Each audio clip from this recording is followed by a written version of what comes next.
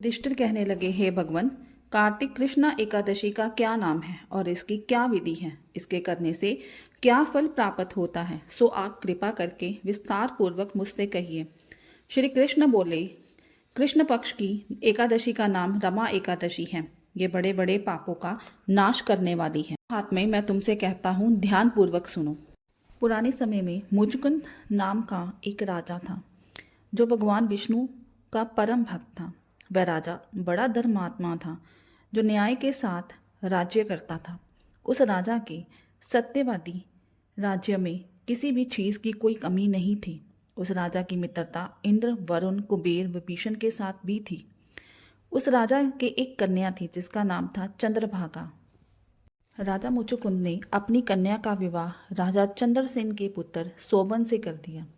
वह राजा एकादशी का व्रत बड़े ही नियम से करता था और उसके राज्य में सभी कठोरता से इस नियम का पालन करते थे।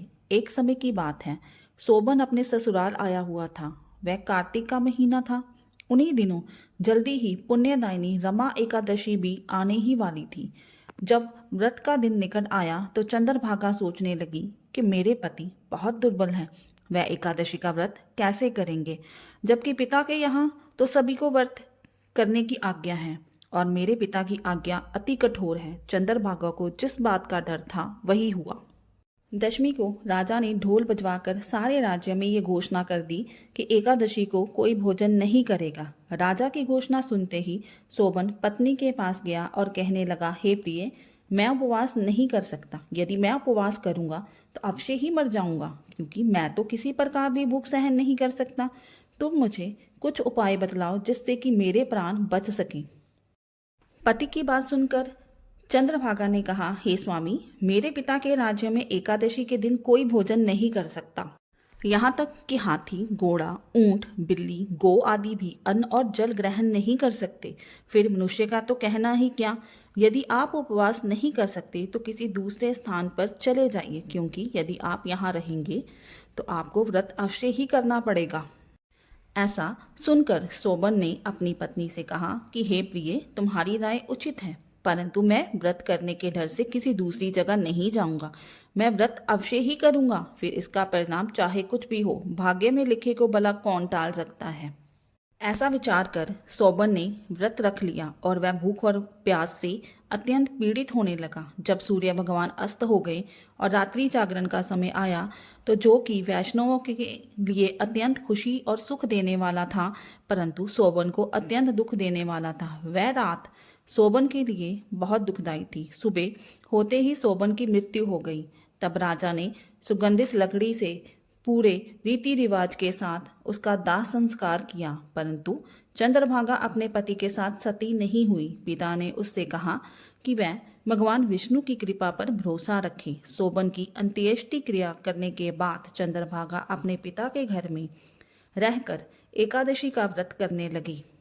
उधर रमा एकादशी व्रत के पुण्य से सोबन को अगले जन्म में मंदराचल पर्वत पर धन धान्य से युक्त तथा शत्रुओं से रहित एक सुंदर दिव्य राज्य प्राप्त हुआ। महल अत्यंत सुंदर रत्न और दिव्य मणि जड़ित सोने के खंभों पर निर्मित था। राजा सोबन सोने और मणियों के सिंहासन पर सुंदर वस्त्र और आभूषण धारण किए बैठा था। गंधर्व और अप्सराएं नृत्य कर उसकी स्तुति कर रहे थे। ऐसा लग रहा था मानो सिंहासन पर दूसरा इंद्र विराजमान हो। एक समय राजा मुचुकुंद के नगर में रहने वाला सोम शर्मा नाम का एक ब्राह्मण तीर्थ यात्रा करता हुआ घूमता फिरता राजा सोबन के राज्य में जा पहुंचा। जब उसने सोबन को देखा तो उसको राजा का जमाई जानकर उसके निकट गया। सोबन भी उसको पहचान कर अपने आसन से उठकर उसके पास गया और उसको प्रणाम किया। उसने ब्राह्मण से अपने ससुर और पत्नी चंद्रभागा के बारे में पूछा। सोबन की बात सुनकर सोम शर्मा ने कहा कि हे राजन, राजा मुचुकुंद और आपकी पत्नी चंद्रभागा कुशल से है। नगर में सभी प्रकार कुशल है। आपको देखकर हमें अत्यंत आश्चर्य हो रहा है। आपने तो रमा एकादशी के दिन अन्न जल ग्रहण न करने के कारण अपने प्राण त्याग दिए थे। फिर ऐसा सुंदर नगर जो कभी ना देखा और ना कभी सुना, आपको किस प्रकार प्राप्त हुआ है। तब सोबन ने कहा कि ये सब कार्तिक महीने की कृष्ण पक्ष की रमा एकादशी के व्रत का प्रभाव है। इस व्रत के प्रभाव से ही मुझे ये नगर प्राप्त हुआ है, लेकिन ये नगर अस्थिर है। ये स्थिर हो जाए ऐसा कोई उपाय कीजिए। सोबन की बात सुनकर ब्राह्मण बोला, हे राजन, ये अस्थिर क्यों है और स्थिर किस प्रकार हो सकता है, ये आप मुझसे बताइए, फिर मैं अवश्य ही वह उपाय करूंगा। सोबन ने कहा, हे ब्राह्मण देव, मैंने इस रमा एकादशी के व्रत को श्रद्धा रहित होकर मजबूरी में किया था, इसलिए ये सब कुछ अस्थिर है। यदि आप राजा मुचुकुंद की कन्या चंद्रभागा को ये सब वृत्तांत कहे तो ये स्थिर हो सकता है। राजा सोबन की बात सुनकर ब्राह्मण अपने नगर को लौट आया और उसने सारा वृत्तांत चंद्रभागा को सुनाया। ब्राह्मण की बात सुनकर चंद्रभागा बड़ी प्रसन्न हुई और कहने लगी, हे ब्राह्मण देव, ये सब बातें आपने प्रत्यक्ष देखी हैं या स्वप्न की बात कर रहे हैं? चंद्रभागा की बात सुनकर ब्राह्मण बोला कि हे पुत्री, मैंने तुम्हारे पति और उसके नगर को प्रत्यक्ष देखा है। वह नगर देवताओं के नगर के समान सुंदर है, परंतु वह नगर अस्थिर है। तू कुछ ऐसा उपाय कर जिससे कि वह नगर स्थिर हो जाए। ब्राह्मण की बात सुनकर चंद्रभागा बोली कि हे ब्राह्मण देव, आप मुझे उस नगर में ले चलिए। मैं अपने पति के दर्शन करना चाहती हूँ। अपने किए हुए पुण्य और व्रत के प्रभाव से मैं उस नगर को स्थिर बना दूंगी। आप ऐसा कार्य कीजिए जिससे उनका हमारा संयोग हो, क्योंकि वियोगी को मिला देना महान पुण्य है। ब्राह्मण सोम शर्मा की बात सुनकर चंद्रभागा को साथ लेकर मंदराचल पर्वत पर ऋषि वामदेव के आश्रम में गया। वामदेव ऋषि ने उनकी बात सुनकर वेद मंत्रों के उच्चारण से चंद्रभागा का अभिषेक किया। तब ऋषि के मंत्रों के प्रभाव और एकादशी व्रत के प्रभाव से चंद्रभागा का शरीर दिव्य हो गया और वह दिव्य गति को प्राप्त हुई। इसके बाद वह बड़ी प्रसन्नता के साथ अपने पति के पास गई।